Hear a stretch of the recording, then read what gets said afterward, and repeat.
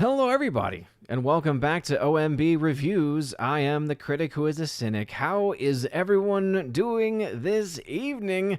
Happy and blessed Monday on indeed this new day, this new night, and slightly new time for the Welcome to Asgard podcast. Welcome to episode 511 of the Welcome to Asgard podcast, where tonight we're going to talk a little bit about the film Twisters.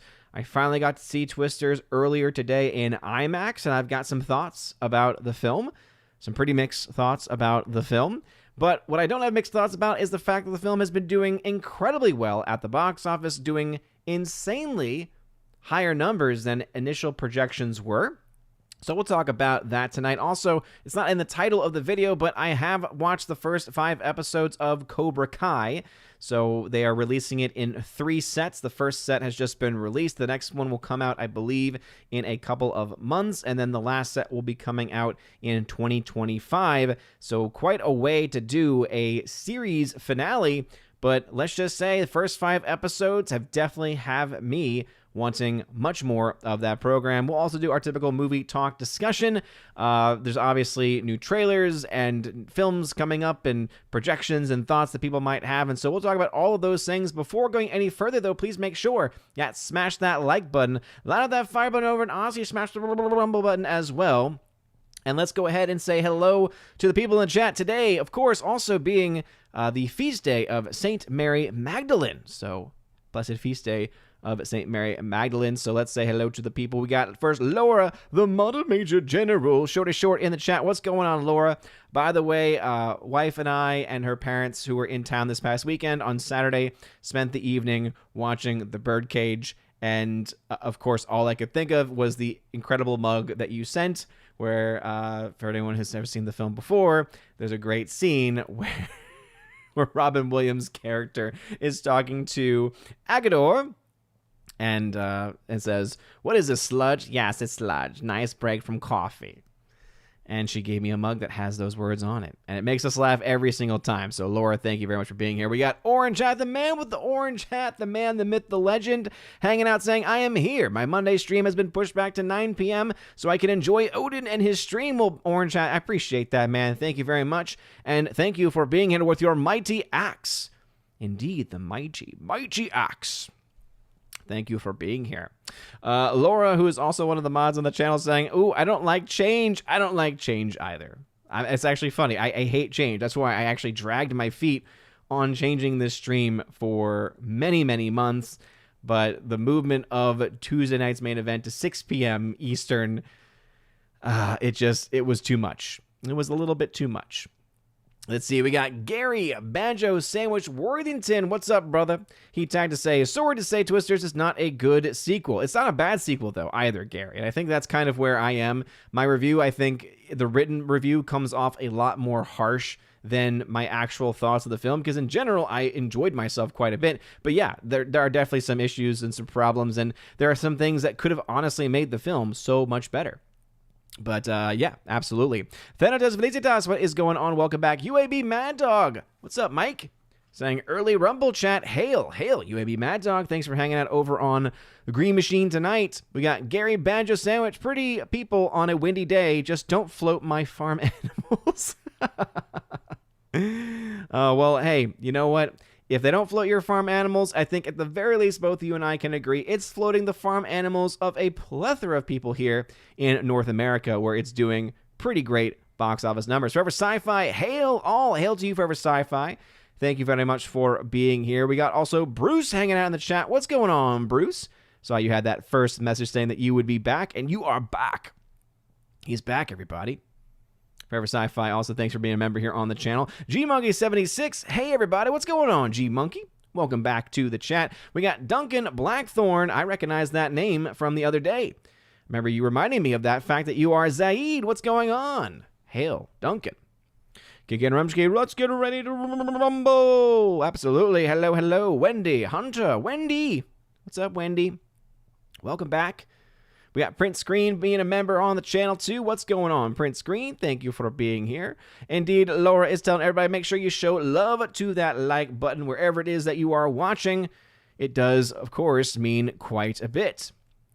Let's see. UAB Mad Dog tagged King Kane Rumsky over on Rumble. I thought that was a tag of me for a second. But anyway, hello. Carl Jacobs saying hello. What's going on, Carl? We got Luke Zilla saying hi. What's up? Jeremy Zakowski tagging Evening Odin, everyone on here. Good evening to you, Jeremy Zakowski. Cthulhu hanging out, 745. What's up, brother? What's up, man? He's a member and saying, wish you all a happy Monday. Absolutely, you as well. Ambrose Chamberpot hanging out. What is going on? Thank you very much for being here. Appreciate you. By the way, shout out to the Force of Light Entertainment ladies. I saw that they were indeed still live when the stream started, but it looked like they were starting to wrap things up. They had the great Matthew Kadish from the Salty Nerd podcast on their stream tonight. So great discussion, I'm sure. It looked like they were talking about the Acolyte, which I theoretically could talk about tonight, but I really don't want to. I feel like I've talked about the Acolyte a little bit too much. We got Steven, where you been, brother? Tagging, not even saying hi first. Just right into the questions. When will you be watching Deadpool and Wolverine? Will you post a review video by Saturday? I plan on seeing it on Sunday. So I am indeed planning on seeing it on Thursday with the wifey. Wifey is a big fan of Ryan Reynolds and a big fan of the Deadpool films, so we'll be watching that. And I can tell you my criticless review will be up right away. It'll be up Thursday night, probably when we get home from the theater. I cannot guarantee anything as far as video content these days. It's just the way that things have been going. But I can tell you my review and thoughts will indeed be live on Criticless. And if you don't follow me on Criticless, what you waiting for? Missy, Mr. Wink, who's a member. What's going on, Mr. Wink? The General Wink himself. A Monday that I can watch. Glad to hear it, Mr. Wink. Glad to hear it. Well, apparently 100 people who voted in the poll said that they could watch tonight as well, but we see how that typically goes. People always vote in things when they don't really mean it. Rob D, hello, Odin. I saw the Reagan film trailer yesterday. Have you seen it? What are your thoughts about it? Yeah, I'm going to be honest. The trailer does not look good. It looks like what your typical indie conservative movie looks like. That's just my honest assessment. And I know there are a couple people out there who have been trying to make the argument that they think it's going to be this huge box office thing because it has Ronald Reagan in it. It's like, I'm sorry, but just because it's about a conservative figure does not mean it's going to make money. That's just not how the box office works. Keep in mind, the audience that movie is going to be catered to is that same audience that has really not had any massive return to the theater since COVID. They are the people that would much rather stay home, wait for it to come out on streaming, on VOD, on something like that. So yeah, first off, it looks like, it honestly reminds me, as a political film, it reminds me of the very cringe religious films that we see all the time. And honestly, and I know that there's people out there that might like films like God's Not Dead, but it honestly feels like a God's Not Dead version of politics, of a political movie.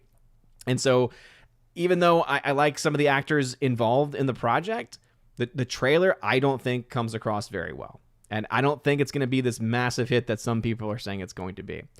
Anyway, we got Laura saying, my favorite one line this year is from Twisters. Whoa, seriously. Which one, though? It happens a lot. And unfortunately, it's in trailers, right? It's unfortunately, it's in the trailers, but the whole, it's twins! I found that still to be, in the moment, quite funny. Yeah, I'm sure there's some other lines actually in Twisters that could probably make it in the best one-liner or best quote category at next year's Raven Awards. By the way, that link is indeed still live. Let me see if I can actually pull it up real quick, because if you have any desire to be able to start the process of nominating best and worst movie type things for next year's, we're collecting nominations. Basically, the way I'm thinking about handling it is this will be our pool of nominees to give people a little bit of a refresher. And then we'll have, of course, our formal nominations at a later time. But let me go ahead and just post that. So boom, there it is. There is the link. Should be posting on all of the different platforms. And if you click on that link, you should therefore be able to get that and it should be able to, should bring you to a form that you can then fill out that you will then be able to use in other places. I don't know why I said it that way. That was very odd. You'll be able to nominate the best and worst of 2024. There we go. That's what I was looking for. My brain cannot handle two things at the same time. Gary Badger Sandwich saying, that shelving is rad. Well, thank you very much. Built it myself. It's an odd-looking thing, but it holds a lot of my books. Shout out to the cool shelf, says Laura. Yes, indeed. Got rid of the other one. I mean, got rid of it's out there in the room that's outside of my office, and which eventually is going to be a play area for the kids. And so I put a lot of my books in that shelf outside, and then decided to get this one for my my current read / academic Catholic theological books. So yes, shout out to that. Snortapoopus Cuber, hello, humans and other quitters. What's going on, Snortapoopus? Welcome back to the chat. Always glad to have you here, Snortapoopus. Let's see, the man with the orange hat saying, is it me or did Cobra Kai's writing go downhill? And why did they villainize? Spoilers. I don't think the writing's gone downhill. I think, honestly, the writing has been pretty darn consistent. I mean, I think that the writing's just been consistent. And as far as villainize, I don't really think that they're villainizing it. I think, honestly, they're trying to create tension because the whole concept, and I know that you're trying to avoid any type of spoilers, and I don't really think that this is spoilers necessarily, but I'll say is this, and you should be able to pick up on my coded language if you've seen it. The whole mindset that Daniel LaRusso has had in his mind about his teacher is perfection, right? And that's how he's always viewed him. But even in the other movies, I feel there was always this hint that there was a lot more to Mr. Miyagi than was being led on, right? That there was a lot more to his character. And so honestly, I think from what we know so far, this actually is, I think, an appropriate look at expanding his lore a little bit more, about revealing some more things about him. Also, too, we really honestly just don't really know everything about what is being said. I mean, for all we know, it could be ending up being something completely different. There could be some deeper thing going on. It wouldn't surprise me potentially to hear that some things that are being mentioned in the show are actually things that maybe he is stepping up for somebody else for, if you catch my drift. Again, trying to use as much coded language as I can, but again, the show has now been out for quite a while. It is available. All episodes of it are available, and so if you really care that much about spoilers for it, I really just, again, at this point, I can't really protect you from it. Normally, I have a rule that if a movie's been out for only a week, but it's a lot harder to go out to watch a movie. It's a lot easier to stay at home and watch 5 episodes of a show that's only about 30-minute episodes. So, but yeah, I think the writing's been pretty consistent, for a while now. I still think this first season's the best because, honestly, I think the reason why we think of that first season so highly is because it was our first reintroduction to those characters, right? Of Daniel LaRusso, of Johnny, and we are, I think, now at the point where we've gotten just so comfortable with these new iterations of the characters and the growth of those characters have gone on. It's kind of lost that, oh man, I can't believe that it still works factor. And so now we're kind of judging it more so on a playing field that doesn't have that same shine factor that maybe the early season did. But I still think it's pretty good. Let's see, Gary. Did I say Snyder Cut of Rebel Moon? Eek! Yeah, I saw there's a trailer, and you know what? Didn't watch it. I will not watch that trailer unless I am forced to watch the movie by either the Salty Nerds or by Gary for Friday Night Tights. I will not be watching that garbage. I'm sorry. Like, it's just... It drives me crazy that in this case especially... They're trying to call this thing a director's cut when it's everything that a director's cut is actually not. It honestly, it is a move by Netflix, and it very well could actually pan out for them to be able to bring some more attention onto their platform, because basically they try to plan in a very AstroTurf way, right, a very fake way, the type of interest that was built upon and builds around the whole Snyder Cut stuff with DC. The difference, of course, is that it's been revealed that a huge portion of the so-called push for the Snyder Cut was actually bot accounts. Obviously, there were real people, and there's some of you who are watching the show who were a part of it, who are part of the release of Snyder Cut movement. Real people did push for that, but there's also no denying that there were a bunch also that were ending up not really being real. So the fact that you have Netflix kind of jumping on that, and now through AstroTurf trying to create this director's cut, it's like that kind of defeats the whole purpose of what we've always understood director's cuts to actually be, okay?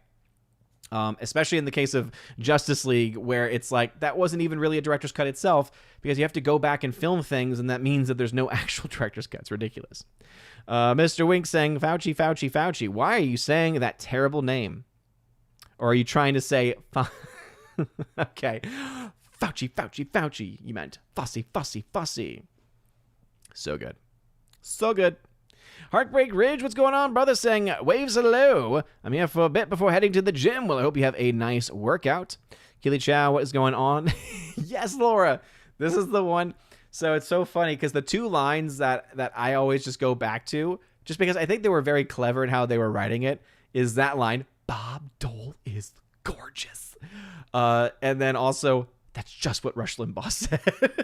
It's just like, I mean, because obviously we look at the film, we can see how it was being critical, it was being political, but it was able to do so in such a way where you look at that movie, they couldn't have made that movie today because it actually makes fun of and in many ways jokeifies a lot of elements of the like drag community. But it just, one of the best lines that kind of showcases that, right, is like, you just hate me because you're a man and I'm a woman. And then Robin Williams' character's response is, but you're not a woman. And then the response, you bastard. So good. Oh, man. Drunk 3PO. What's up, Drunk 3PO? What's up? He says, Hail Odin. What's going on, Drunk? Shout out to Jay. Much love to Jay. It was so awesome getting to see Jay at the Fan Expo event in Knoxville a couple weeks ago. Shout out to you. Let's see. Cthulhu says, the birdcage does not hold up to time. It really, really offensive now, like watching someone do blackface without the irony or self-awareness. No, it's not. What? If you're trying to refer to the fact that it pokes fun at the drag stuff, I'm sorry, but that is funny. Oh, man. Prince Green, did you see the Critical Drinker liked Twisters? Prince Green, did you actually watch the entire video? Because did he enjoy it? Yes. Was he also completely honest with how poorly written the movie is and how many problems it has? Yes, indeed. In fact, it was so funny because as soon as this video ended, I'm like, hey, that's exactly the same score I gave it. He essentially gave it a decent score, which is what I gave it. Heartbreak Rage, too bad this stream is not later, but oh well. Yeah, I can only do so much, man. I can only do so much. Snorter Poopus, remember, I almost forgot about the change of night. I'm a senile old bear. Yeah, I try to remind people. Oh my goodness, dude. Legend is returning. Alex McCarthy. Alex McCarthy Jr. Alex McCarthy, bro. I'm so happy to hear from you right now. He says, howdy, Odin. It's been a while. Last summer, my spine was swollen from neck surgery, making me quadriplegic, but I'm getting back some movement. I missed y'all. Dude, Alex, I missed you too, man. I remember following it for a while as well. I've been praying for you, dude. I know that a lot of us in our community have been praying for you as well. So happy to see you back in this chat, man. You have been greatly missed. Thank you for being here, man. See, Heartbreak. Drinker was right. Twisters is an okay popcorn movie, and I can confirm looks great on an IMAX screen. Exactly. I agree with everything that Critical Drinker said about the film. In fact, I think I ended my written review talking about how, a lot of people are going to indeed enjoy just shoving popcorn down their mouth watching the film. Doesn't make it a great movie, but it is still a movie that's making a lot of money and is doing pretty well. It's doing pretty darn well, I can say. Pretty darn well. All right, let's see. Ba-ba-ba-ba-da. I don't know why that chat doesn't seem to be working. If anyone's watching on X, I apologize because I have no idea. The whole streaming stuff on X, trying to get the chat up is ridiculous. It's ridiculous. Let me try one more thing before I give up on it completely.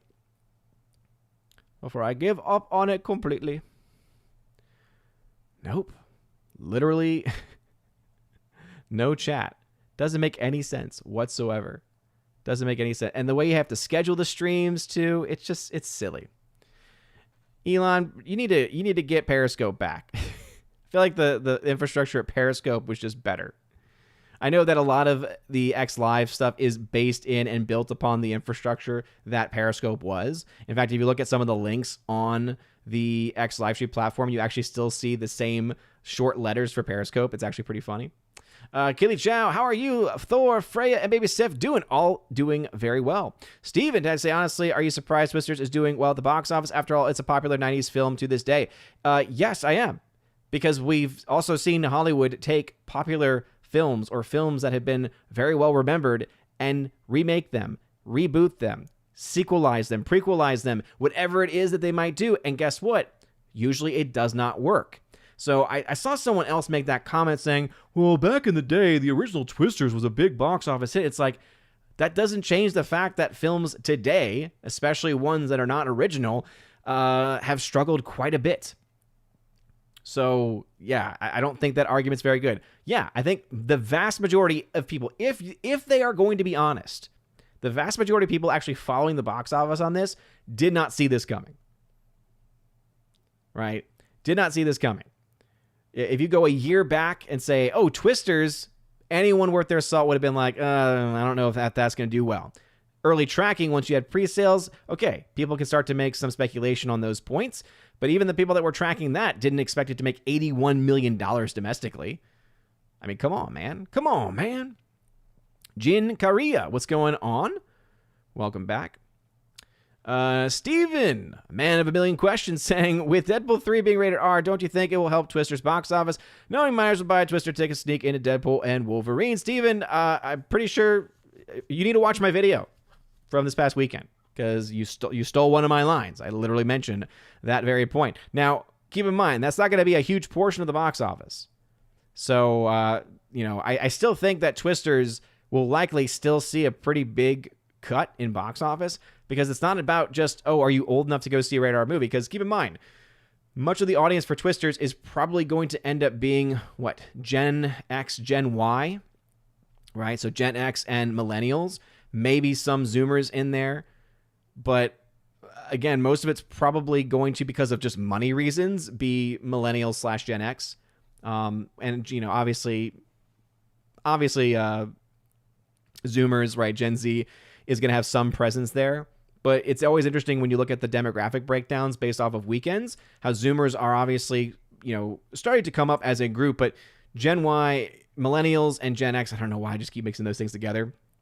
But millennials and Gen Xers are typically the biggest proportion of most ticket sales at the box office for almost anything. So I would say it could help it, but not to a degree where it would make a huge difference. Let's see. Mr. Wink, I do like Ryan Reynolds rom-coms, and this one is definitely being played up as one. There was a beautiful poster at the AMC I went to today, and it's an IMAX poster, and it is literally designed as like one of those very, very cheesy Valentine's Day movies where it's two people holding hands. Only in this case, it's Wolverine's hand with the with the claws out, and then Deadpool's hand like over it. It's really funny. Keely Chow, I had to say, there has to be a way for you to retire from FNT so that you don't have to watch these crappy shows and movies. I mean, I'm sure there is, but I enjoy it. I have fun with it. Let's see. Laura says, I can't believe we have never seen Jeffrey. Movie stars Patrick Stewart, Christine Baranski, Steven Weber, and Sigourney Weaver. Hilarious. What? There's a film called Jeffrey with those people in it? That sounds fantastic. Mr. Wink, who's the president? Ronald Reagan? The actor? I got that reference. That's another wonderful line. Love Back to the Future so much. And that's definitely one of my favorite lines. Ronald Reagan, the actor? Who's his vice president? Jerry Lewis? I am JMS. What's up? Steven again. Do you recall what was the last movie you were a teen? What was the last movie you were a teen kid? You bought a ticket that wasn't rated R just to sneak into a rated R movie. What movie was you snuck into? Bro, you could have shortened that so much more. So I never really snuck into movies. That's just how I was built. The only time, so there are 2 times that I can remember where I snuck into a movie, but it has nothing to do with rated R. So the first movie I snuck into, here's a throwback for you. You remember how Eddie Murphy was in a Haunted Mansion film? So when that film came out, the Eddie Murphy Haunted Mansion film, I was in high school, and this was back in the day when my local theaters were always packed on the weekends. So we had planned to go see this, me and some friends. I had a girlfriend at the time, and she and a few of the others were actually early enough there to get their tickets. I unfortunately made a mistake that day. I think I was running late that day, and so by the time I got to the theater, it was sold out. So I bought a ticket to a different movie so that I could sneak into Haunted Mansion with Eddie Murphy, not a PG-13 movie, I believe, even. And funny enough, it was so packed. It was oversold. People were sneaking into it, oddly enough, not just me. And so there were people actually trying to sit on the stairs so bad that they actually went in and checked movie ticket stubs. Back in the day when you didn't have the digital tickets or anything like that, they checked the ticket stubs. And if you didn't have a ticket stub, you had to leave. And they sweep the first 3 rows, because we had to be in the 4th row because of how packed it was. Not my favorite spot, by the way. They had to sweep the first 3 rows, and there were enough people in those first 3 rows where I was actually fine. They didn't check the row to see that I had a different ticket. So that was one time I snuck into a movie, not a rated R film. The other time, I actually didn't sneak in, but rather, because of how tall I was in high school, this was actually during Hurricane Katrina, right? I was actually in Texas at the time because we got displaced during Katrina because my high school had 10 feet of water in it. It was just nuts. For an entire semester, we just didn't have school. We didn't have school at that campus. So some people stayed locally. There were some schools that came together for a short time where people could go just to make sure that, no one missed out on their education. But then there were also other pockets that went to Dallas, went to Houston. So I actually ended up going to Houston and went to school. I went to night school, actually, because we were borrowing a campus of another high school, and we had too many of us there so that we really couldn't get integrated into the day. So we ended up going to school at night. Actually, it was pretty good. I actually liked it. Started school around 3:30, got out around 9 p.m. Man, I could sleep in. Man, I could still stay up a little bit too. And also, our week was Sunday to Thursday. So our school day was on a Sunday. We started off with Mass, went to school, got off Thursday. We had all day Friday, all day Saturday off. So it was pretty nice in that regard. But one of those days, some friends who were a grade younger than me, we went to go see, I forget which Saw film it was. Maybe it was Saw 4. Whatever Saw film came out in the 2005, 2006 era. And because I was very tall for my age, I was a junior in high school at the time, because of how tall I was, I looked a lot older than I was. Add to that, they were being very lenient on us as far as our haircuts and facial hair, because they were like, hey, you've been through enough, basically. So I looked already a little bit older. So I bought my friends who were underage by about a year or two tickets to go see the Saw film that was rated R. Those are my only real 2 experiences of sneaking into a movie, or in that case, helping others sneak into a film. Yeah, I know. Very shocking stuff, I tell you. I'm a madman. J.S. Pena tagged to say, ahoy, what's going on, J.S. Pena? King and Rumsky, whoa, is Ric Flair in Twisters? He would have been the perfect typecast for that. There's a moment where you have a bunch of fireworks going off inside of a twister. Man, if they were able to get an extra bonus scene where it's Ric Flair being driven into a twister, that would have made the film the best movie of the year, no doubt about it. Prince Screen at 755 says, Odin, I can't stand movies about historical figures that portray them as picture perfect. This was a problem with Bob Marley One Love. Yeah, and the trailer at least seems to be trying to immortalize Ronald Reagan. And look, I know there's a lot of people, especially conservatives out there, that love the man, that missed the era of Reagan. But here's the issue. No person is perfect. And if we live in a world where we deny or ignore the imperfections of others, we are missing a key part, in this case especially, of human history.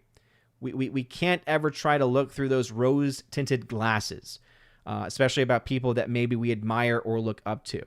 As many things as some people can say and can promote and be happy about when it comes to the politics or the decisions of Ronald Reagan, there were some bad things in there too, and there were corruptions in there too, and there were some decisions that, especially now in hindsight, in the long run, have proven to be pretty disastrous. So it's important just for us to have that. And so, yeah, I agree. I think the movie, at least the trailer, the way it's being portrayed, I don't think it's going to...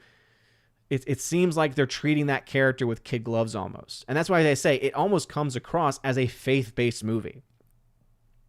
Forever Sci-Fi, how many cows were flying this time? Okay, so this one, I can say, spoiler, there are no cows flying. There are some chickens at one point.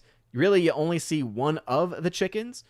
You see a lot more people flying this time around, which is a bit of a dark turn, but it also raises the stakes a little bit because you're like, oh, that person just got pulled up into a twister. Okay, this movie means business. Actually, I also have a bit of a problem too, because my theater I went to, normally for a film, if you've been to a film recently, you know there's like 20 to 30 minutes of trailers before the film actually starts. And so I went in expecting that to be the case. And so I actually got there on time, decided to go get some concessions. It was around lunchtime, so I figured I'd get a hot dog and a drink, right? It used to be my go-to. I'd get it was the number 3 special. Back in the day, you got 2 hot dogs, a large drink, and I was like, okay. But they don't have that anymore. They prices have gotten pretty insane. Price of a hot dog now used to be, back in the day, used to be like $4 for a hot dog, which is already pretty expensive. It's now $6. It's $6.50 for a hot dog now. It's crazy. So as I'm waiting for this overpriced hot dog, I'm waiting in the line. And this is where I'm going to sound very much like a Karen. I'm just going to say right now, okay? Because I am an AMC A-list member, all right? I am an AMC Stubs member. I've got the A-list. So this is something where, hey, there's a priority line there. And it was a little bit busy, all right? It was good to see the theater a little bit busy. They had 2 cashiers working. But I sit in this priority line while these 2 persons never even look my way to take my order. And it wasn't until there was a nice gentleman who, I don't know what country he was from, but he had an accent. It was like European. It was very odd. It was like a European accent. And he was the one that noticed and says, oh, no, he's been waiting here for a while. You go right ahead. And I'm like, thank you, sir. But I'm like, wait a minute. I'm in this priority line, which some people, like for me, in my case, I have the A-list. And so it's like you pay a fee for that. And one of the perks you're supposed to get is A-list priority for concessions. And it's like moments like these where that would be perfect. But they just didn't even look up. They just didn't even care. And I was just like, oh my gosh. And then you get up there and you got to pay the $6.50 for a hot dog. And you're like, oh my gosh, this is crazy. So because of this, also, I ended up waiting 10 minutes just to get through concessions. And it wasn't, again, like there was even a lot of people there. It was the fact that the people in front of me were all big families that were, one was trying to scan like 1,000 different coupons, and the lady was trying to tell them that it said it's already been scanned. And it's like, oh my gosh, now I have to look. And for y'all, you might not think that's like, for you might be like, oh, you have more patience than that. It doesn't bother you as much. When you're someone like me, where I used to work at an AMC, so I used to be one of those cashiers, okay? And one of the things I was always very hyper aware of was my line and the emotions of the people in my line, because I actually cared about what I was doing, okay? So I'd always be like, I apologize for that wait. I'm so sorry about this. If there was someone who was trying to cause problems or trying to scam or whatever it might be, I would always make sure to try to handle it, or be like, I need you to step to the side because there is a line behind you and we don't have the time to deal with this right now. And so like, it's like all those things are running through my mind as I'm like, ugh. So anyway, I thought, okay, it's still like 11. My film started at 11, which means, okay, the film should start at 11:20. I get into my theater around 11:17, 11:18, and the movie's already started. Now, I don't think I missed much of the beginning of Twisters. I was able to pick up basically what was not there, I guess. because I basically walked in when the main girl in the movie is with her college friends, and they're going to try to disrupt a tornado to prove a theory, to try to get a grant. And again, a lot of these things, luckily, they were able to kind of re-put together throughout the course of the movie, so it's like, okay, I didn't miss much. But still, I already don't like missing trailers, and then I had to miss part of the movie, all because the workers were not really doing their job. Part of me was like, I kind of want to file a complaint. But then I thought, man, how do I file a complaint? Because honestly, they're not doing their job, but also not just be a total Karen about it either. I just don't want to do that. All right, we'll get back into the chat in a second. Let's talk a little bit about Twisters. All right, so first off, Twisters over on Criticlist, as you can see, as of right now, 32 people have watched it. That's one of the reasons why I love Criticlist is newer films, especially more run-of-the-mill movies like Twisters oftentimes gets a lot of people watching them and a lot of people leaving reviews. Right now, it is hovering around a 72% rad score. I, on the other hand, though, gave it a 55% decent score. And some people, of course, right, when you see the decent rating, you think, okay, clearly that means you kind of think it's this middle-of-the-road type movie. And yeah, there are things in it that I do like. So, for instance, Glenn Powell is fantastic in this movie. Glenn Powell is pretty much fantastic in most things that he does. But the problem is also there because Glenn Powell's in the movie. Because the movie is not about his character. He is actually a secondary character in the movie. One could argue he's a co-lead, but most of the film actually instead surrounds the character of Kate, played by Daisy Edgar. What's her last name here? Daisy Edgar Jones, okay? Now, I didn't really know a whole lot about her. I thought she looked a little bit familiar. She had been apparently in Where the Crawdads Sing, which came out about a year or two ago, and I remember that film had a decent run domestic at the box office, but its budget was something where I think it held it back a little bit. But again, she's the main focus of the film, and she's okay. All right, she's an okay actress. She is definitely someone that is able to at least get the job done. She has some good emotional arcs in the film. She's able to portray that pretty well. But then you put her up against Glenn Powell, who is, instead of it being a lead in the film, is more of this co-lead supporting character. And all I could think of is, okay, yeah, the power dynamic here, as far as just overall charisma on screen, is just not even close, okay? And that's why in my review, which actually is one of the longer reviews that I've written, like, it's so funny, one of the comments left on my review was, oh, this is a little bit longer than you normally have it, and it's true. And I think the reason why is because I actually spend a little bit of time explaining what I think one of the biggest issue with the film is, which is the fact that I honestly think this movie would have been so much better had the story actually been focused on Glenn Powell's character. And if you've seen the movie, you might agree. The group that Glenn Powell's character is with, let me go ahead and pull the main thing up here. So he plays the character of Tyler. All right, Tyler's crew, Tyler and Tyler's crew, they are the most interesting part of the movie. And the dynamics between them, the personalities and the quirks that those characters have are, I think, really where the nostalgia comes in a little bit, because there are a lot of them that you kind of get reminded of, oh, this reminds me a lot of the original Twister, right? And clearly this movie, as much as it's trying to be somewhat quote-unquote original, right? It's more of a modern. You have someone like Tyler is a character. He has a YouTube channel. He's a tornado wrangler. And his big thing is he likes to go inside of tornadoes, okay? As I see Laura is responding to my comments in real time, and I'm getting those notifications up on the screen. Shout out to you, Laura, short is short. But you have this really interesting dynamic going on with Tyler and his crew. I'm trying to make sure I get all of the characters right. The characters of Boone, Lily, of Danny, of Dexter. And it's interesting. It's actually really cool to see those dynamics play out. But because of the fact that Tyler is a supporting character, really, he's like a supporting lead character, that means that his crew is also kind of delegated to that same position. And everyone in Kate's crew, right, because her main story is that she is doing a favor for her friend Javi.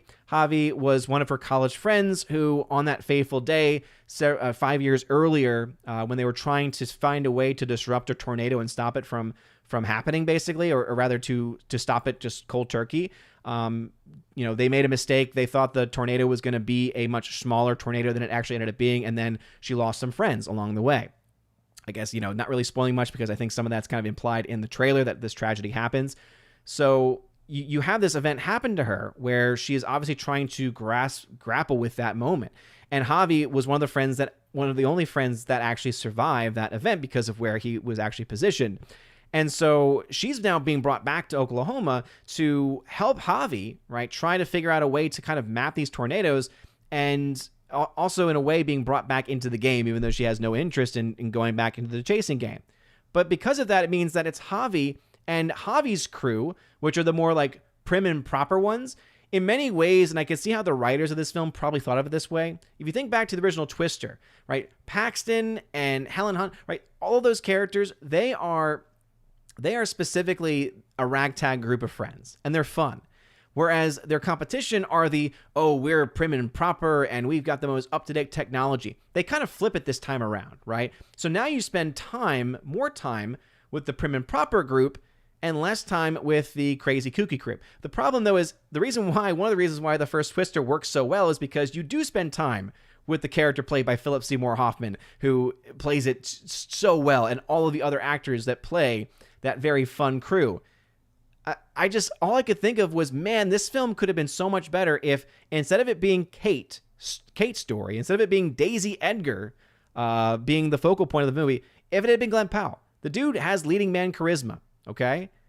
And it's on full display in this movie. But unfortunately, I just think that the film oftentimes wastes that potential and wastes that charisma that he has because of how he is being delegated, because of how he's being kind of pushed more so into the background, playing second fiddle to this female lead character. Now, luckily, I will say there's some people I think who are pretty wrongly and inaccurately trying to say it's got quote-unquote girl boss energy. I mean, let's be honest. The first part of the movie is about how she makes a miscalculation that leads to the death of 3 of her friends. I'm sorry, I don't see how that makes you a girl boss when your decision kills 3 people. Okay? Yes, they imply she's got a natural gift, that she's able to sense things about storms, but again, she's not perfect. She makes mistakes. So the whole girl boss thing that people are trying to bring up with this movie, I can tell you happily that's not really the case. That's not really what's going on here, okay? But I do still think that the dynamic between them honestly just feels, because Glenn Powell is so much more charismatic than anyone else on screen, it is very disproportionate. And I think that ultimately it harms the movie. So I think that you can definitely go into the film, have a lot of fun. The effects are really, really cool. One of the cool things also that I learned about the film, maybe got a little bit later as it went along, was that it was actually shot on 35 millimeter. The cinematographer really wanted it to be shot on 35 millimeter to give it a more authentic look. And guess what? It worked very well.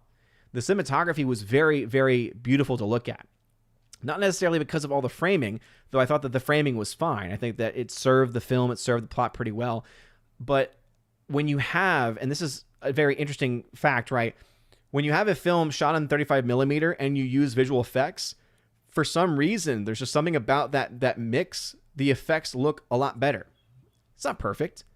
I mean, the film did, keep this in mind, the film did cost $200 million to make before tax credits. I think it's about $155 with tax credits. That's a ton of money to spend on this movie. And though the effects look good, I don't think they look $155 to $200 million good.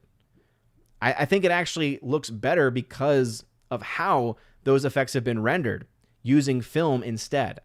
Now, obviously, they shot on 35 millimeter. Most of the time, whenever films today are shot on film, the rare ones that are usually are still transferred to digital, and then all of the changes are happen digitally. And so even though it theoretically does have that authentic film look, because of that digital aspect, that can sometimes kind of taint that a little bit. So it definitely doesn't look as good as I think as it potentially could, but it does still have a very good look to it. And I think the effects, for the most part, are also pretty darn good too. So again, good effects. I think that Glenn Powell is great in the film. Definitely the high point of the film, no doubt about it. I think everyone in his crew is interesting. I think it would have been a lot more interesting to find out more about their backstories than about the backstories of the corporate crew that Kate's character is with. But alas, this is the world that we live in, and this is the movie that we get. And, you know, this movie is still making a ton of money at the box office. Again, $81 million. The number has been adjusted. It actually made more than the initial estimates indicated. So it's at $124 million worldwide. Still has a ways to go to break even, but it's definitely on a very strong path, I would say, going forward. But those are my thoughts. It's a decent movie. I think that most people will have fun with it. I think that there is definitely a good element of popcorn enjoyment, entertainment value that it has. But as a movie, it could have been so much more. And you know me, I can't just sit back and just let a film that has fatal flaws go by without calling out those fatal flaws. Anyway, let's see. Cthulhu, what's going on, brother? 75, going back into the chat now. Oh, any chance for a mid-year update on Raven nominations? Maybe. I don't know if I'm ready to do that tonight necessarily, but yeah. Wendy Hunter, your shelf is amazing. Well, thank you. I appreciate that. Yeah, it's one of these, I guess, more modern shelves. It saves on space. Let's see, Luke Zilla, with animated movies doing well so far, do you think this is potentially good news for Transformers 1, The Good Robot, and War of the Rohirrim? Well, we have to always remember it's not just because one specific animated film, Inside Out 2, is doing gangbusters at 1.6, I think we'll get to 1.5, 1.6 billion by the end of its run. And Despicable Me 4 is doing very, very well. Will either top out a little bit before $1 billion or a little bit after $1 billion. I still think $1 billion's on the table because of, markets and such, but it's definitely no guarantee by any means, okay? So Transformers 1, oh man, let's be honest, the Transformers franchise has really not been good. I mean, for a long time, I am one of the persons where I didn't like any of the modern Michael Bay Transformers movies. I think that this trailer for this new Transformers 1 might appeal to a younger demographic, and maybe that's what they're trying to go for. But I don't have high hopes for that. I don't think there's a lot of potential there. You look to a movie, for instance, like Garfield.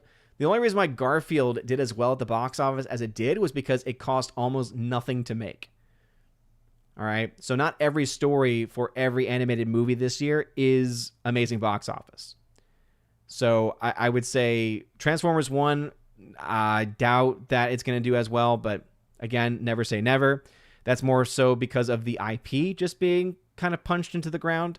Good Robot, I don't honestly know much about the Good Robot to be able to say that it will, and I think that might actually be a detriment, is that I don't think it's going to have a very strong name recognition. And then War of the Rohirrim, apparently there might be some political stuff in the story, and that's what's going to make or break that one, okay? Because War of the Rohirrim is going to try to appeal to the Lord of the Rings demographic, and though it's a very powerful demographic, it's a very powerful audience that could help you quite a bit if you mess up. If you don't do it right, if you don't do it justice, they can also hurt you, because it's a much smarter audience than most. So, yeah, there's no guarantees with this. Yeah, just because of X happening does not mean that Y is a guarantee in any way whatsoever. We'll get back into the chat, but I did want to make sure I shouted out Gatekeeper because I saw this happen. So, Gatekeeper, thank you very much for the $20 super chat. $20, man. Thank you so much, Gatekeeper, saying, love you, my guy. Love you too, Gatekeeper. And thank you for your support. I very much appreciate it. All right, let's get back into the chat. Again, Gatekeeper, you are awesome. And again, you can donate over on Streamlabs. Link is in the video description. And also, of course, Super Chat as well. Try to get to those sooner rather than later. All right, Steven at 757, back again. Excuse me for not saying hi right away. I know it's been a while. Been busy with summer, school, and college. And, of course, more lady problems. Just stopped talking with you. Guess it, another married chick. Yeah, dude, what's going on? You need to stop that altogether. Wherever it is you're meeting these people, you need to go somewhere else because you're meeting the same person, essentially.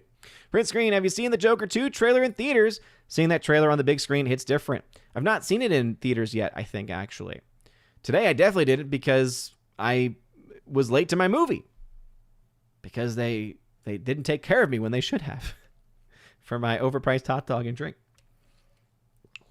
But even on the small screen, I think Joker 2 has a lot of potential.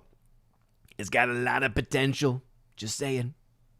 Mr. Wink, 4 days equals a while for Odin. It does. You have no idea. No idea. Jean Hu, what's going on? Jean Hu, welcome back. Orange Chat to say, you are right. It is more of subjective gripe, but legacy shows and movies have been doing it a lot with characters from the past. I've noticed it growing fad in shows and movies. Let's see. Yeah, absolutely. I mean, and that's what it comes down to as well. Like, that's why if anyone ever were to come out and say they hate Cobra Kai, I would ask them why. And most of the time, it's probably gonna have to really come down to that. Okay. Now, I'm also the first person where I'm not gonna say that it's an objectively genius show. The genius of Cobra Kai is not in the quality of its writing. It's rather in the recognition of what the fans and the core audience actually want to see, and that's why it's been so successful. Okay, because it's giving audience what they want to see. In fact, I think that Cobra Kai is the best example of what happens when fans of the source material are in charge. I think, honestly, that is the best way to describe it. Because you can tell that the people who are making this and writing this show actually care about Karate Kid, actually care about the legacy of the IP. And they care about it enough to be able to not only add to it, not only to make it even more badass, but also, and this is, I think, something that sometimes we're not comfortable with, they're still willing to have some criticism, and they're still willing to make some adaptations. But I think almost all of the adaptations, with almost no fail, have been very effective, have made sense, and have been decisions that I think most people who are fans of the show, who watch the show, actually support and enjoy. Like, for instance, bringing characters back that were villains, but then having them have gone through life and becoming a good person, right? Or holding on to the demons as they once were. Last season, I think, was a great example, right? The whole story arc of Terry Silver's character is phenomenal. And what I love about last season especially, I think that's also maybe something else going on here, Orange Chat, is last season had Terry Silver, and it was one of the best arcs that we've really seen in the show. And it's not even just one of the best arcs of the show, it's one of the best arcs in the franchise, because you go back to the original film and you go back to that part with Terry Silver, and he overacted so much, right? It was so almost cringe-inducing in the best way possible, right? That original performance of Terry Silver. And then you jump to the modern-day Terry Silver, right? With the actor who's clearly now had a lot more years of acting under his belt, a lot more years of training under his belt, and he gives this beautiful performance. Like, again, for a show like Cobra Kai, you don't expect much. His performance was phenomenal. And he was able to, in many ways, for at least in my opinion and in my view of him, right the ship. I mean, because when I went into it, I was like, oh man, is he going to do the same stuff he did in the last one? And instead, it's like, oh no, he has shown, he has grown, he has learned things, and he's applying it now to his craft. And it was awesome to see. So I think we were kind of spoiled on that last season. And now this season, you've got, you've got obviously something that the show is building to. But I think the loss of that character at this point is definitely hurting it. Quite a bit, I would say. Scott McKenzie, what's going on, Scott McKenzie? Welcome back. Cthulhu, that son in the birdcage, every moment he's on screen is terrible. No, okay. Cthulhu, yes. I will agree that the actor that plays the son is not the best actor in the movie by any means. But you also remember, okay, he is now playing off of people who are at the prime of their careers, I would say, in the likes of Robin Williams and Nathan Lane, who play great off of each other. Let's see. Gatekeeper tipped $10. over on Streamlabs. Thank you very much for the $10 Streamlabs donation, man. YouTube ain't getting none of that one. Says, forgot you guys get more on Streamlabs. I'll support you here from now on if I can remember. Happy to support one of the nicest guys on YouTube. Hail the 199 and my favorite YouTuber. You know who that is. Well, Gatekeeper dude, thank you so very much, man. I really do appreciate it a lot. And yeah, for those that don't know, YouTube takes 30% of every super chat. And obviously, I will never tell anyone not to support the ways that they want to support. That's why if you just watch the stream, smash the like button, share it around, things like that, you already have so much of my appreciation from that alone. But yeah, Streamlabs only takes a processing fee. So it's much better for creators overall. So yeah, Gatekeeper, appreciate it. All right, back into the chat. Let's see. Carl Jacobs, The Birdcage is my example of a well-crafted movie constructed for an evil purpose. It shows that good art isn't the criteria by which we judge a movie. Interesting. Jeremy Zakowski, Deadpool Wolverine will blow Twisters away. Oh, yes, Jeremy Zakowski. It's going to blow everything away. The early projections going into the film were, at least as of the last time I looked at it, indicating that it would be the biggest domestic opening of 2024. And that would be quite a feat, seeing that it will then have to follow the opening weekend of Inside Out 2, which was also bigger than anyone expected, making $154 million, $154 million in its domestic opening. Yeah, we actually now have some updated numbers here for anyone wondering. So as you can see, according to Box Office Theory, this is now updated as of 3 days ago. He is now projecting that Deadpool Wolverine is going to have a 3-day opening of anywhere between 160 million on the low end and upwards of 205 million on the high end. Now, according to this, it says it's been tracking lower. So he has 165 million is the most likely endpoint, is the most likely number he would say. Okay, this is using his different ways of factoring these, right? That would be the one that he thinks it's most likely going to be 165. And then the total domestic range is 352 to 493, with the domestic total being 405 million. Now, I'm going to say this right now. I think that, because sometimes he can be right, sometimes he can be wrong, I think he's lowballing it. I really do. I think that the chances of it getting closer to 200 million domestic are a lot better than people realize.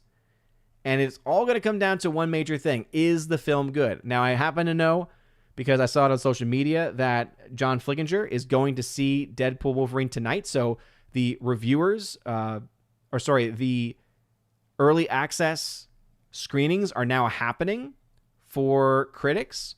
So we'll start to get some early reactions from them. If we start to hear from like the likes of Jeremy Jahns, from the likes of John Flickinger, that the movie is really good, that the movie is funny, the movie is hilarious, it'll be in a very good spot. It'll be in a very good position to do very, very well. But yeah, anyway, I just wanted to give an update on that since you brought it up. But yeah, I think no matter what, it's going to blow it away for sure. I mean, that's already twice as much. The domestic opening is what the minimum is looking at. I'm honestly thinking, though, it'll be closer to $200 million domestic opening. And if it has that kind of a monster opening, and if it holds well, especially by week 2, I think it could do even more. The big handicap, and the reason why I suspect you have the likes of Box Office Theory saying they're capping its domestic total at 405 million, is because of the rated R rating. It does have an impact, absolutely. There's no denying that. But we have been able to see films that have been able to move past that. Obviously, many of us can think back to the movie Joker, right? A solid movie that was able to outright, without any inflation, cross the $1 billion mark. I think a lot of us are kind of getting that same emotion. You honestly have to, though, keep in mind, if Joker could do that as a drama, if Joker could do that as just a solid drama, what is the potential for a Deadpool and Wolverine, which is expected to be a massive comedy? Something tells me people like to laugh a lot more than they like to be serious. And again, I know that there's definitely an argument because dramas can do just as well, if not better, than comedies and vice versa. But I don't know. There's just something in my gut that makes me think that. So unadjusted for inflation, Joker, just to give a frame of reference, Joker's domestic run was $335 million. So this is going to be where I think the likes of Box Office Theory and almost any box office tracker, before any money comes out, okay? It's all about that history game. Until a movie comes out, we honestly just don't know. Because they can project saying, okay, we think it's going to make X amount opening day. Based off of then that, if it makes more or less than what they thought the opening day was going to look like, that's what affects their down the line projections. So if this movie comes in well above whatever the Thursday projections might be, whatever the opening day projections might be, that's how much higher the film can actually get. Joker was a huge success because it actually made even more money internationally, over $700 million internationally. So it's going to be very interesting to see what this film does. Because as I mentioned, I really do think that Deadpool Wolverine has a lot of potential. And I think, honestly, the sky's the limit, even as a rated R movie. See, Forever Sci-Fi at 805 says, Midwesterners love watching tornadoes, though usually from the comfort of their porches. Scott McKenzie, enjoyed Twisters in the theater, decent popcorn flick, disaster plot, and character tropes by the numbers. Yeah, I think that's a fair assessment. Luke Zilla, Paramount is doing fan screenings of Transformers 1 this week. They also showed the movie at the Annecy Festival in France with positive reactions from fans and audiences who saw it. That might be true, but again, box office and Transformers, over the years has not really recovered. Rise of the Beast was one of the biggest box office flops from last year. Now, a big part of that was the budget, but hey, it still is what it is. Let's see. Wendy says, I haven't been able to watch Salty Saturdays lately, but glad I can tune in to watch you. Wendy, well, I'm sorry to hear you haven't been able to watch the Salty Saturdays, but glad that you are here in the chat. Keely Chow, thanks for being here. You have a good one. Mr. Wink, who's a member. Yeah, because Independence Day was a 90s hit. We all know how the sequel did. Mr. Wink, ding, ding, ding. Winner, winner, chicken dinner. That's a great example. That's a phenomenal example, right? That's why when people say, oh, well, the 90s film was a hit in Twister, so it makes sense this one is. Okay, then what happened to Independence Day? Now, we can obviously say, well, one went with the formula, one went against the formula, when the film came out, release date, things like that. But the point still remains very much true, Mr. Wink. Keely Chow, thank you very much for showing that ice cream. We don't have any of that, but we do have chocolate. I do like chocolate. Alice McCarthy, thanks again for being here in the chat, man, says, well, I lost 140 pounds and got a puppy out of it. The 8 months in the hospital was boring. Dang, dude. Well, again, always got to find that bright spot. So, we look at some of the worst things that happen in our life, some of the most evil things that happen in our life, and we always know that God can work good from anything. So congratulations on the weight loss, because Lord knows that, obviously in hindsight, you think, okay, yeah, at the time it wasn't fun, but in hindsight, I hope that has been a good thing for you. And then a puppy is always a good thing. Okay. Jean Hu says, happy Panouche Fudge Day. Well then, did not know that was even a thing. I will have some chocolate in its honor.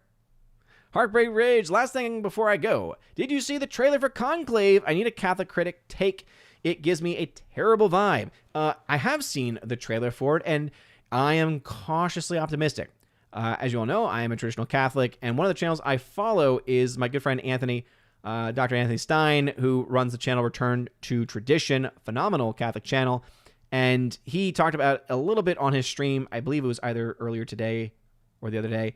And he apparently said he had not seen the trailer, but he had an inside take on it.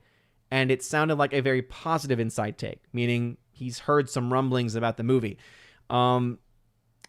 I think it looks good, because one of the things I hope it shows is that even within, now this is not going to be surprising, obviously, to anyone who's not Catholic, because the world has always been very much against Christianity, but especially the Catholic Church, that when it comes to the election of a pope, there unfortunately can be a lot of politicking.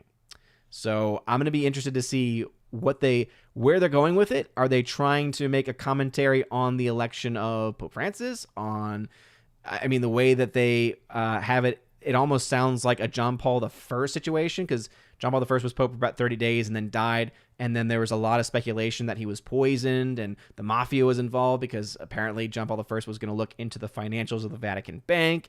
Oh man, like tons of stuff they could do. That stuff actually interests me. So as long as they pay respect, I think that it could actually end up being pretty interesting.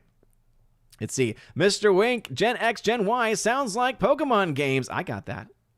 Alice McCarthy is a member. Dad is doing the typing for me. Well, shout out to Alice McCarthy's dad. And again, thank you very much for being here. Let's see. Carl Jacobs tagged to say, serious question. FNT gets so crass and vulgar at times that I just turn it off. Do you struggle with this? It's definitely hard to listen to, but I am also a person where when I was growing up, my high school friends were all guys that curse like sailors. And so I'm so used to that I've been able to filter it out. And that's why oftentimes if you ever see me not paying attention or anything like that, I am still listening, but I'm also usually making these. I make rosaries. And that usually helps me a bit as well because it makes me feel like, okay, there's some terrible things that are being said right now, but at least I can do something proactive. I can do something good with it. And I hope that my reactions and things like that maybe are those small little tiny steps needed to influence them. Because, for instance, we all know people like Gary, Jeremy, like they have no qualms cursing. And yet I'll notice from time to time when we're on stream, I noticed it the other day. I think it was on either a Geeks and Gamers stream or another where they censor, where they use a different word. And so part of me wants to think it's like, okay, maybe there's a small influence there. I doubt it, but still.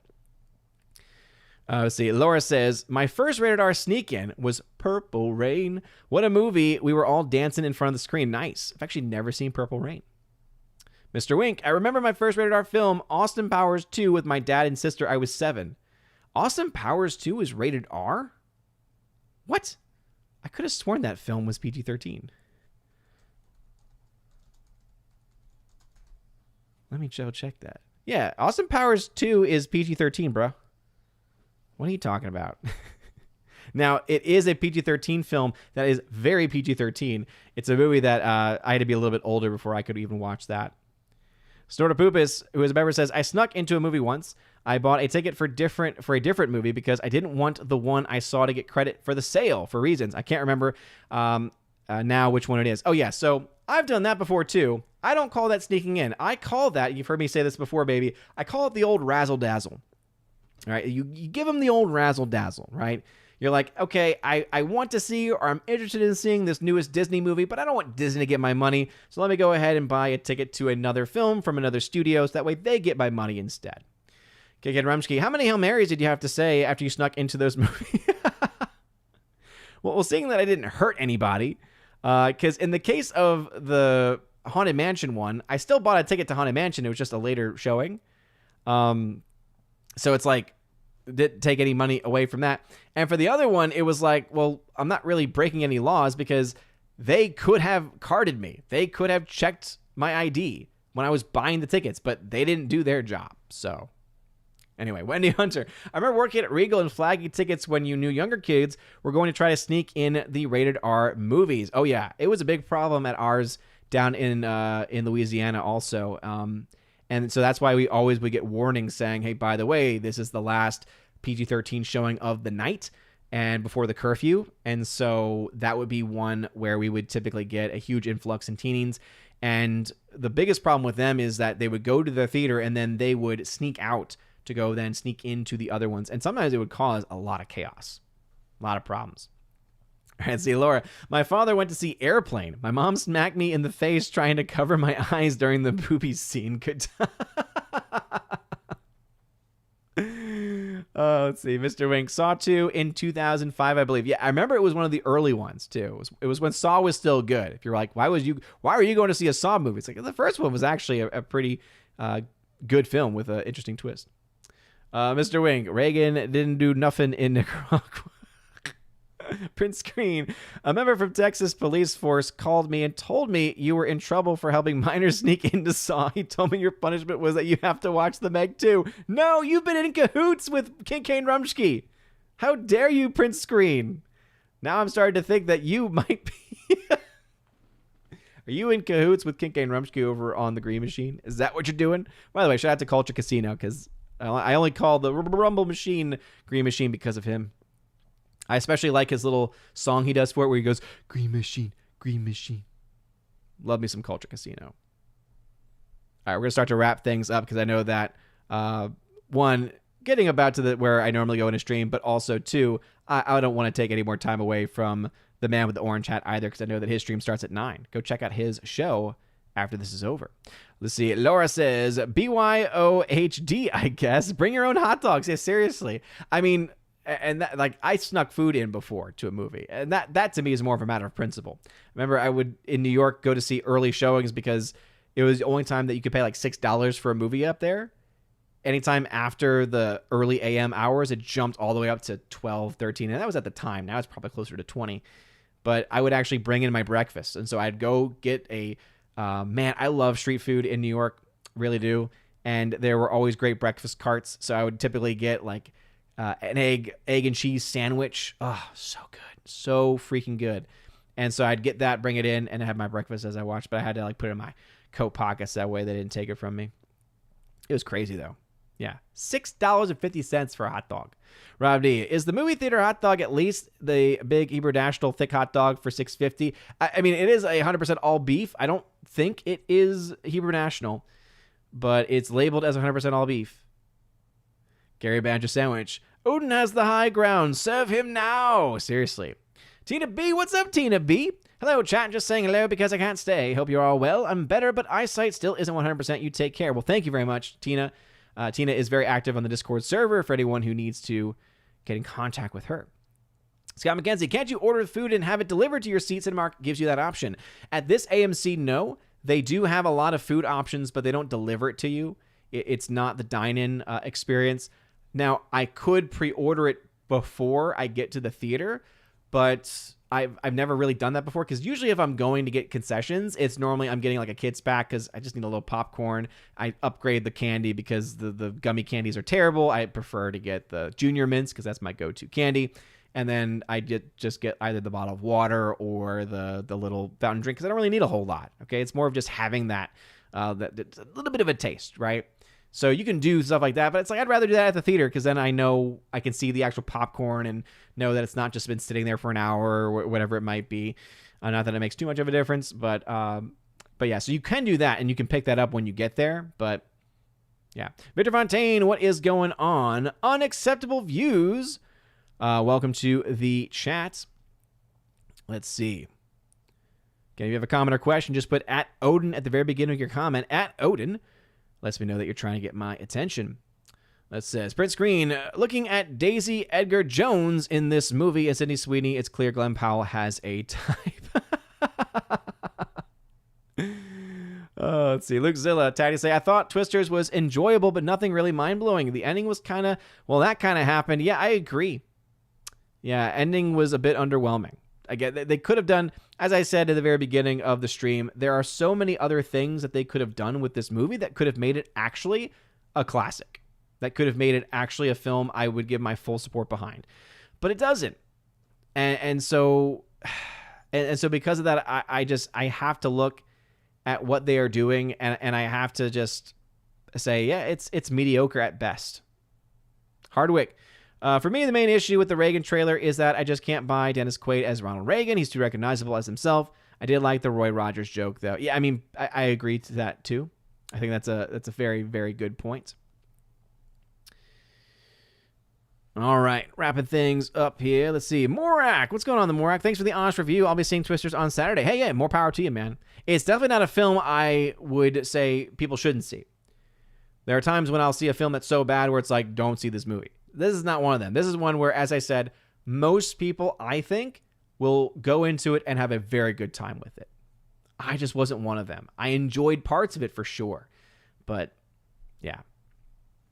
Zeke Thulu says, I think Midnight's Edge, Tom, is an excellent source for explanation why this movie is not $200 million and doesn't need $600 million to break even. Streaming financials don't abide comprehensible math.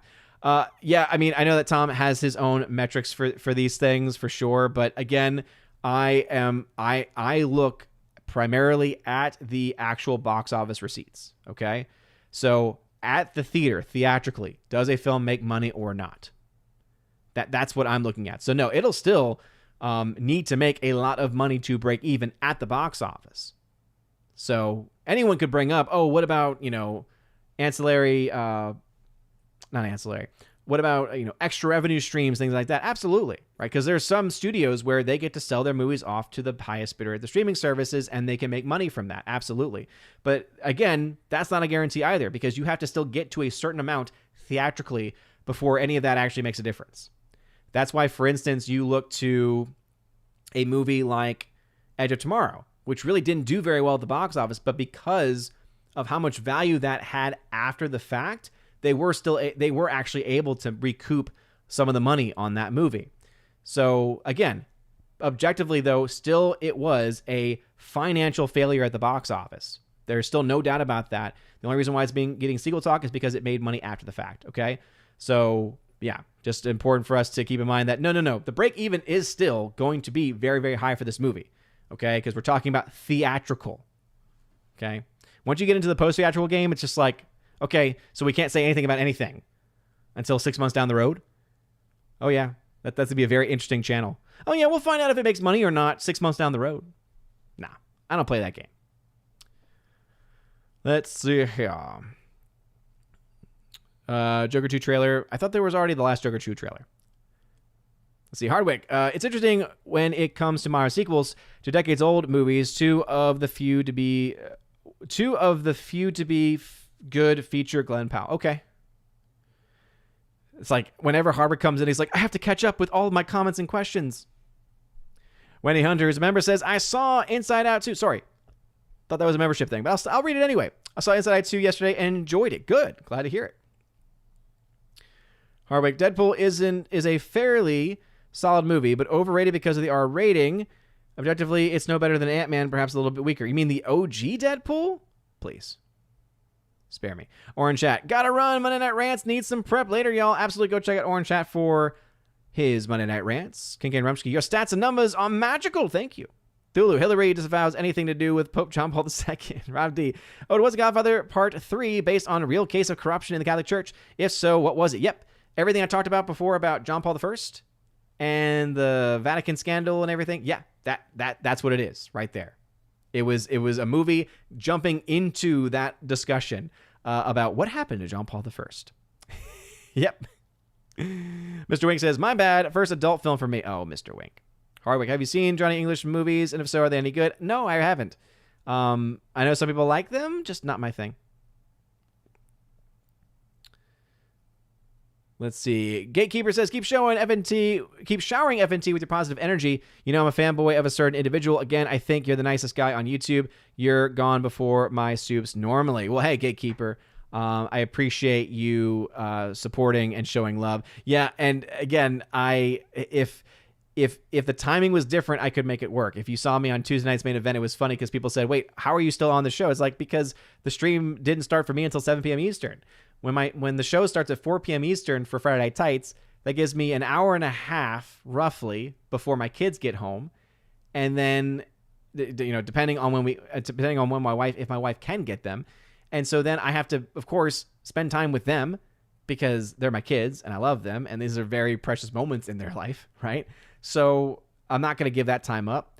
And then by the time that they go to bed, now, because of that extra hour on Rumble, I could theoretically jump on for part of the Rumble stream, but it just becomes more complicated in that way. King and Rumsky, shout out to Prince Screen, much love. Oh man, it's happened. Wendy Hunter, have a good night. Thanks, and for the great stream, and for the good chat. Yeah, Wendy Hunter, thank you for being here. Hardwick, speaking of hot dogs, did you know that in Japan they cut hot dogs into the shape of an octopus and fry them? Did not know that. It's interesting. Mr. Wing, forever sci-fi. My dad didn't care. He took me to American Pie. Interesting. Kimberly G, Killian Shadowcat, good night. See you next Monday.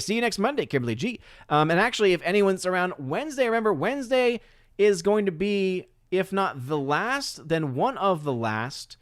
It'll be the second to last. So yeah, this Wednesday, the 24th, we have our Good Morning Asgard podcast, and then the 31st, the last day of July, we'll have our final Good Morning Asgard podcast of the summer because I start school August 1st. We don't have students right away, but our meetings start then. And it'll be crazy.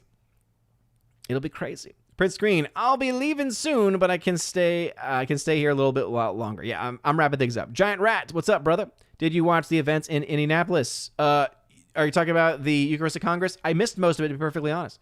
Because until the church can move past this Vatican II feel, until we can actually have a return to the traditions of the church, it's always going to be short. I mean, obviously, it's beautiful to see Eucharistic processions and the countless people who are a part of it, the tens of thousands of people that went to it. That's incredible. But those are people that already believe. The whole purpose of this was to grow the belief in the real presence. And I'm sorry, but I don't think that you're going to have seen that from this, because most people still have no idea what it even is. And until you fix the big problem with liturgy, especially, and when I turned it on, the couple times that I did, it was modern day praise and worship stuff, which has no place at all in a liturgical setting. Gatekeeper. Yeah, I did an app, but didn't put your name. It's all good. I want you to keep showering FNT. Gotcha. Yeah, I figured that much, but I had to. Hosataco, what's going on? I'm late. Sorry. Did I win a free movie? Yes, Hosataco. I love it, because I get that reference. I clearly wish you all a wonderful evening and enjoy today. Absolutely. Enjoy every day as if it's your last. Print Screen. Shout out to Kinky and Rumsky, my fellow Meg 2 brother. Good night. Victor Fontaine saying thanks. Oh, another good stream. Have a great week. Yeah, you too as well. And again, hopefully I'll see y'all on Wednesday for the Good Morning Asgard podcast. Trying to think about what I have coming up this week. Good Morning Asgard podcast this week. And then we have Friday Night Tights on Friday. And then next week we'll have our Monday night stream, Wednesday, Good Morning Asgard podcast. And then I'm going to be almost back into school mode. Summer mode will be over.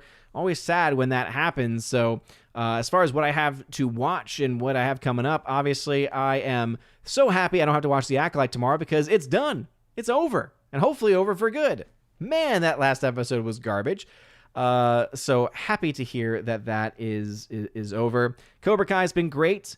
I'm very much looking forward to the next set of episodes for that. And what do we have to look forward to? I don't feel like a whole lot other than Deadpool Wolverine, which I think could be awesome. I'll be seeing that opening night with the wifey, and so check out Critic List. Follow me over there if you want to see my instant thoughts and reactions. I'll post that on social media as well once that is posted. And with all those things being said, I will go ahead. Skeleton Crew is new for Star Wars. Yeah, but I don't really care about it. King Remsky, what you gonna do? What you gonna do when Meg 2 runs wild over you? Not watch that. Yeah, I don't think that any of us actually on FNT or anywhere else are actually watching Skeleton Crew. The next thing that we have to watch that I don't want to is Rings of Power, which isn't until, late August? So a little bit of a reprieve in that regard. In fact, I actually have what I need to watch. Let's see, House of the Dragon, and let's see, Umbrella Academy, but I just have lost really most interest in that. It's just crazy. Anyway, with all that being said, thank y'all all very much for watching tonight. Please make sure you smash that like button, loud that fire button, and honestly smash the rumble button as well. Seriously, you guys are all amazing people. This was a wonderful stream. So thank you to everyone in the chat for being so engaging. Shout out to Gatekeeper for the $20 super chat and for the $10 donation via Streamlabs, and for everyone else here for smashing that like button. You guys are all amazing and beautiful people. Have a wonderful rest of your evening. And as always, God bless.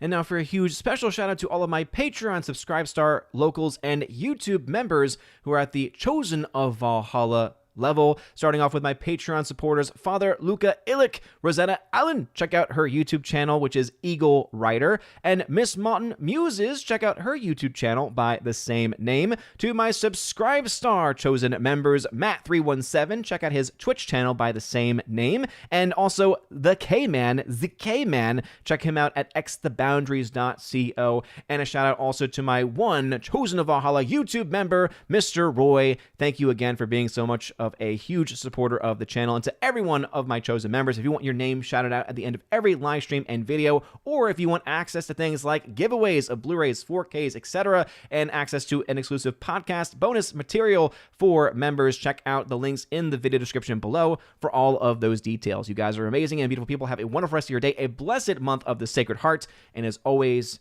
God bless.